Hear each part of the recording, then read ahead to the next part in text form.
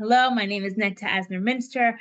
I am a Jewish educator, and today I will be sharing about the Jewish life cycle from birth all the way to death in Judaism, starting with the circumcision and naming for baby girl ceremonies, to bar and bat mitzvah, to marriage and wedding customs in Judaism, and ending with death and mourning, and a little bit about the afterlife as well. Okay, so now we have reached the Jewish wedding and marriage customs within Judaism. So basically, regarding the wedding in general, there are a lot of customs. And I'm just going to go through specifically the obligation and what's done, and everything else that seems missing is just because it is custom and there's no obligation. There's a lot of choice and you can play around with it a lot. So just be aware that's why I'm perhaps skipping certain things that might be familiar to you or you're surprised that I didn't touch upon or mention. Okay, so how do you get married officially in Judaism? There are three different ways, and today we do all three. So one is what we have in the picture here, giving a ring, which it has to be something of value. So it could be also a watch, it could be a book also, it has to be something of value, but it's custom today, and it's been custom for quite a long time that it is a ring. Then you have the ketubah, which is a marriage license. And yes, it is a transaction between the father of the bride and the groom. And there is a promise that if the groom does not stand by his word, he has to pay an exorbitant amount of money. So it is an important document. You are signing it. It is of significance. But at the same time, obviously, we regard it a little bit differently today and also have consent and additional things that play into account regarding civil marriage and the role of that, the responsibilities of a couple to each other beyond the religious marriage, that create the balance between just the ketubah in of itself. And finally, the third way to get married is sexual relations, consummating the marriage. And it is expected that in the eve of the wedding, post the ceremony itself, that the couple will be consummating the marriage. So as mentioned, today we do all three, and the ceremony really reflects that. So what is the order? Yes, we're using my wedding photos in order to go through the order. Enjoy. Okay, so first of all, we have the ceremony prior to all of this. So that's when the ketubah is signed. So part one of getting married already happens before the wedding ceremony itself. Then the wedding ceremony starts by first what we call the bedekin, during which the groom confirms, in fact, that this is his bride. And then then he places the veil over her. And during the wedding itself, as you can see, there are a variety of veils. You can very clearly see my face. In some situations, though, among people who are more ultra-Orthodox, have a veil that is more not as see-through. Let's put it that way. So that is part one of the ceremony. And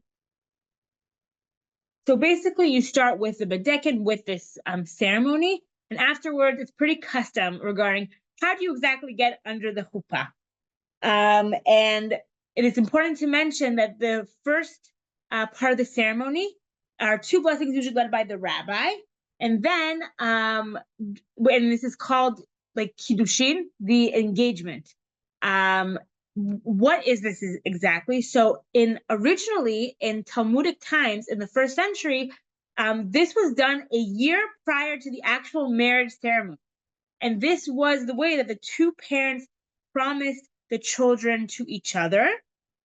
And that means that they were literally promised. And if for whatever reason they broke off the engagement, they would actually have to get divorced. So because of that, in modern times, we actually connect the two ceremonies together.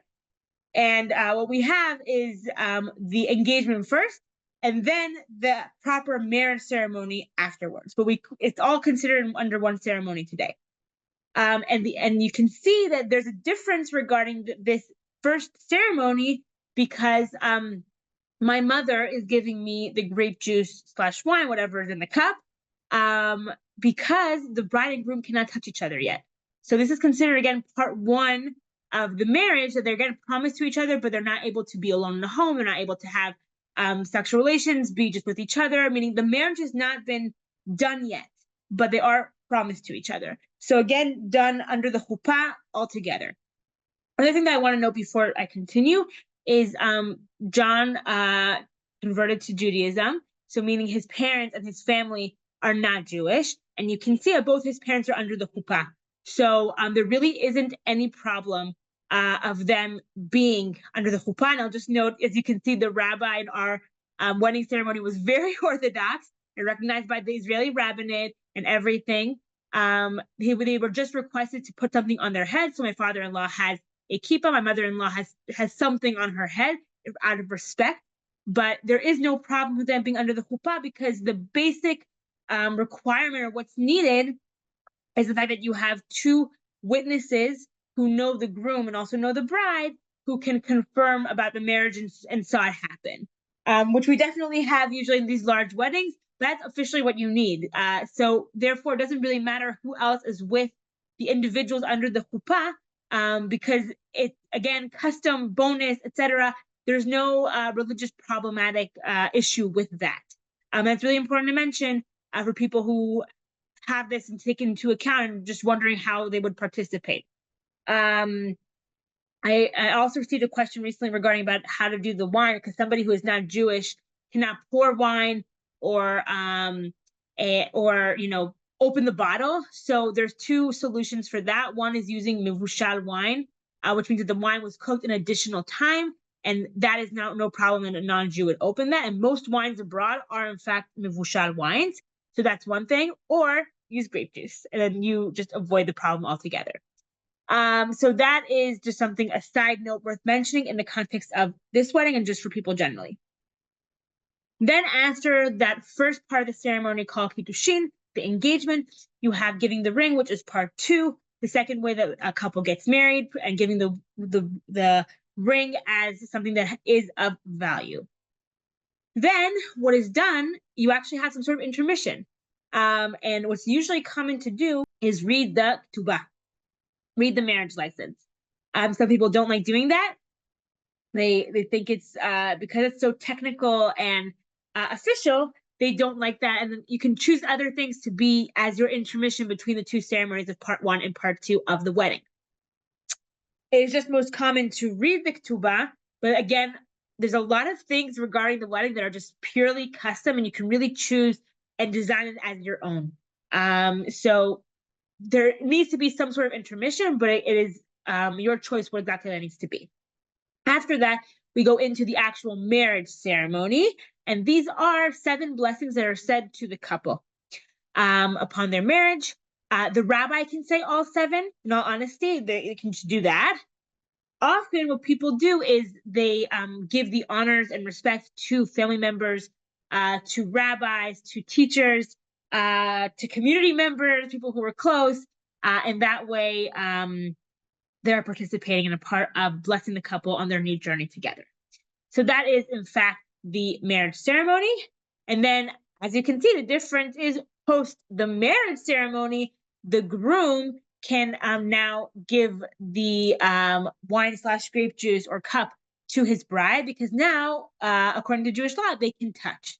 They're officially married, they're officially a couple, they officially can be alone together. Their status has changed, and as such, at the end of this ceremony, the groom again can give the cup to his bride. The end of the ceremony is the classic breaking of the glass. Now, I want to note that the actual idea behind breaking the glass is that within every happy ceremony and joyous occasion that we have in Judaism, we still remember that the temple was destroyed. And we do this by either adding various paragraphs to our ceremonies that are done, or by doing some sort of symbolic act within the ceremony. And in this case, it is breaking the cup. So it really is supposed to be a sad moment. However, because it is the end of the wedding ceremony, and this is the last thing that's done, it's like, and then all done, people really don't respond like that. People are not crying or sad. They're really usually quite happy and celebratory, and like, you know, and so it just goes to show, the idea versus what practically actually happens. Doesn't mean you need to change your behavior now regarding how you act in Jewish weddings, but just to be aware of what the idea is behind this custom versus what we actually do today.